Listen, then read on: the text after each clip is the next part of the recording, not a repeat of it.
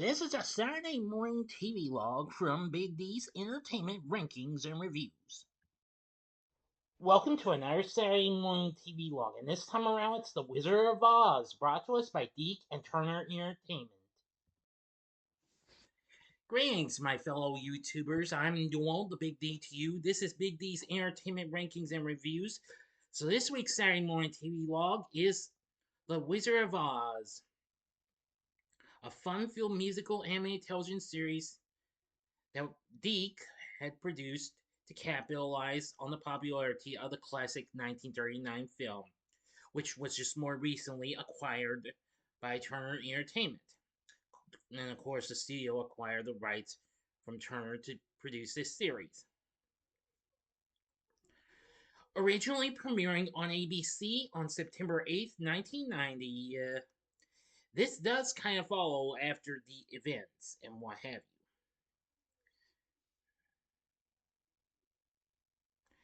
you. Now, according to author Jeff Lemberg, mentioned an aspect of the series wherein Dorothy has to learn to believe in herself. In the series, Dorothy uses the ruby slippers to return to Oz, as she learns that the winged monkeys have resurrected the Wicked Witch of the West who has conquered the Emerald City. And the wizard is trapped with a spell involving a never-ending wind, and Dorothy, along with her three great friends, the Scarecrow, the Tin Man, and Cowardly Lion, must rescue him. Also, Glinda is here as well. And Toto, Dorothy's dog, as well. Now, each week, Dorothy and her friends manage to go on a fun-filled quest of adventure through the land of Oz, down the Yellow Brick Road into different parts of Oz, trying to find where the wizard is. Now, I vaguely remember watching this and what have you, because I don't seem to recall watching this as a kid, because I had mostly been away from ABC during the early 90s, because I had gone to NBC and CBS at that time. So unfortunately, I don't think I caught this show. But now, let's get into this. Now, the series incorporates music and visual elements from the classic 1939 film, which of course had recently celebrated its 50th anniversary a year prior. Now, some of those visual elements had included the Scarecrow's diploma and Dorothy's ruby slippers. At the same time, the character of Dorothy was designed with an appearance similar to that of Ariel of Disney's The Little Mermaid, released a year prior, and was not intended to resemble Judy Garland at the least. Now, in the film, of course, it is largely implied that Oz was a head trauma-induced delirium instead of a real place, while in the TV series, it was a real land.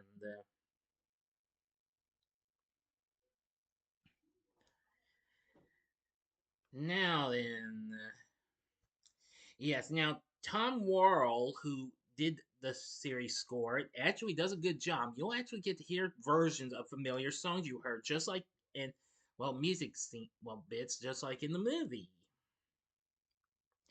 Now, unfortunately, the series only lasted one season, running for an overall total of 13 episodes. So apparently, I haven't really watched all of these. I've watched the first couple of episodes, and I might have seen one or two on, well, in reruns. After its cancellation on December 28, 1990, the series was canceled, but, well, had ended, but continued to be rerun. After its cancellation, it got to be shown on the Amazing Adventures block, but unfortunately, I never did recall seeing that, because I watched Amazing Adventures before, but I never recalled catching The Wizard of Oz on there. Which started in 1992. No, because of course we already had some good shows on there, like King Arthur and the Knights of Justice, and soon Double Dragon would follow, and Street Sharks and stuff like that. A year prior, before this, from 1991 to 92, just shortly after it was canceled, Disney Channel aired it, and Intoon Disney aired it from its launch from 1998 until 2002. And before that, HBO aired from 95 to 96. So it hasn't been seen on the tube for over 20 years. And it ran for and it got aired for 5 years on YTV in Canada. Actually, the same year it premiered in 1990 and going to 1995. The show has been released on physical media, on home video. There's also been some DVDs as well, which I think you can find DVDs for a reasonable price. But unfortunately, I think it only has a few episodes, though. But I could be wrong, though. Now, of course, now the the first two episodes are a two-part story, which are the rescue of the Emerald City. And then it goes on to many others. Now, most of the episodes are currently available on YouTube. If you can't find it on physical media, no problem. The series is available on YouTube. Now, while despite The Wizard of Oz is licensed at Warner Brothers, who of course owns Turner Entertainment, they don't officially have, well, maybe not factually officially rights for the animated series though, because, well, Turner had just acquired the series just right the time Deke acquired the rights to the series from them. In which I think you get what I'm saying. If not, then apologies.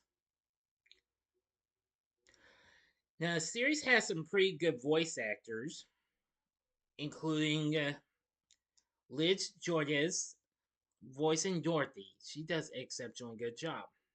The Scarecrow is voiced by David Lodge. Really good. Hal Rail voices the Tin Man. Those were pretty good. Those are some voice actors I'm afraid I'm not too familiar with, to be honest. Okay. Now, I did check. Lodge was actually well known for working on anime series, as well as his voice acting work in the Power Rangers franchise.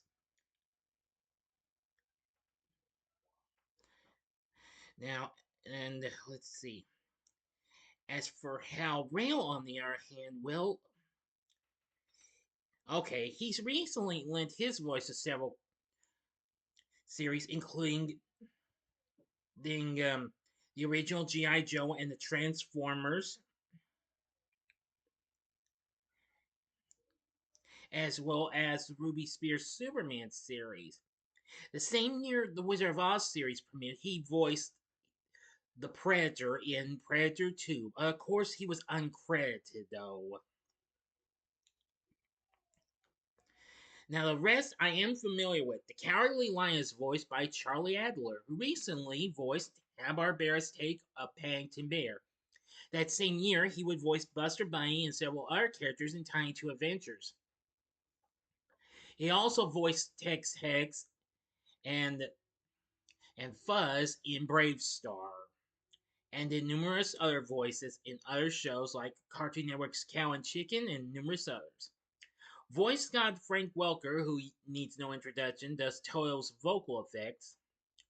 Tress MacNeille, who of course recently voiced Gadget in Chip and Dale Rescue Rangers and also voiced Babs Bunny on Tiny Toons and Dot on Animaniacs and done numerous other cartoons, voices the Wicked Witch of the West. She does a very good job.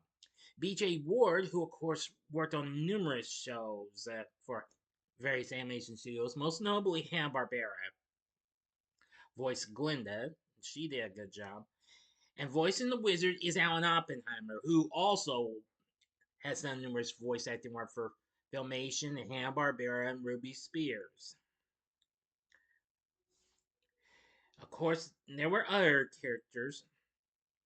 Oh yeah, one of them was a big winged monkey named Truckle, who was voiced by Pat Fraley, who recently voiced Jake Kong Jr. and Sr. in Filmation's Ghostbusters, as well as the Ghost Buggy and Scared Stiff. He also was at the time voicing Krang in the original Teenage Mutant Ninja Turtles, and he also did Cousin It in the Addams Family cartoon from Hanna-Barbera a couple of years later. Other voices include Jack Angel, Hamilton Camp, Bibi Osterwald, Rob Paulson, our TMNT voice actor, Ken Sansom, and Susan Stillo, who of course recently had appeared in TV shows and also was the voice of Sue, the ghost monster in Hanna-Barbera's Pac-Man cartoon. Well, anyway, while I've only seen a little bit of this show, I think this Wizard of Oz tune is nice. It is pretty loyal to the source material that we've seen on the in the actual movie. Yeah, but of course, like I said, this time Oz appeared as a real land. You know what I'm saying? Anyway, if you are a Wizard of Oz fan, I think you'll really like the show. It's really something. But now, of course, even so, the witch does hold Dorothy's three friends little tokens given to them by the Oz: Scarecrow's diploma, the Tin Man's heart, and the Cowardly Lion's badge. Well, not just a badge, but it's a medal of courage.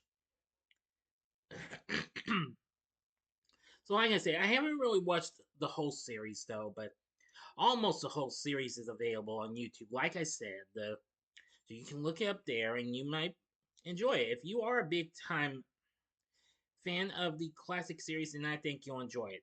Let me give you a look at a little bit of artwork for the series. Here's a look at a little artwork for the series. Here we see the whole group: Dorothy, the Scarecrow, Tin Man, Cowardly Lion. There's Wicked Witch looking through her crystal ball. There's Toto. And we see the flying monkeys, and the big chubby one is Truckle. Here's a shot of what Glinda looks like. And here's a shot of the wizard in the basket where, well, of course, his balloon. So now you know about the Wizard of Oz animated series from 1990. I feel like that maybe like 1961's Tales of the Wizard of Oz. I feel like this is kind of an underrated tune, but I feel like this could have gone on further, and we could have seen some more further adventures down the road for Dorothy and her friends. What do you think? I'm sure one person would agree. So, did you ever watch The Wizard of Oz 1992 when you were a kid or when you were growing up? If so, let me know in the comment section below. If you like this video, consider clicking the like button, subscribe, and be a part of the Big D Nation. Continue to help support my channel, make it grow, and make the views grow. Tell all your friends about my channel. Maybe they'd like to get to know me, or share my vids with your friends if you wish as well. And stay tuned, later tonight I'll be giving you a spoiler-free review of the big one itself, Wicked. I'm so looking forward to it, and also look for an out-of-theater reaction as well. So if you like this, check out these other fun-filled Oz-related vids. In the upper left-hand corner is my re-review of the 1939 classic itself, The Wizard of Oz. The upper right-hand corner is my review of 1978's The Wiz. Or go to the bottom left-hand corner and see the latest episode of Do You Remember, as I talk about 1961's animated Tales of the Wizard of Oz. And the bottom right-hand corner is the button you can click to subscribe. If you like rankings and reviews on movies, TV, music, video games, etc., as well as the Saturday Morning TVLog, then I'm your guy. Thanks for watching, and next week's Saturday Morning TVLog is Saved by the Bell. So until next time, I'm the Big D saying, see ya.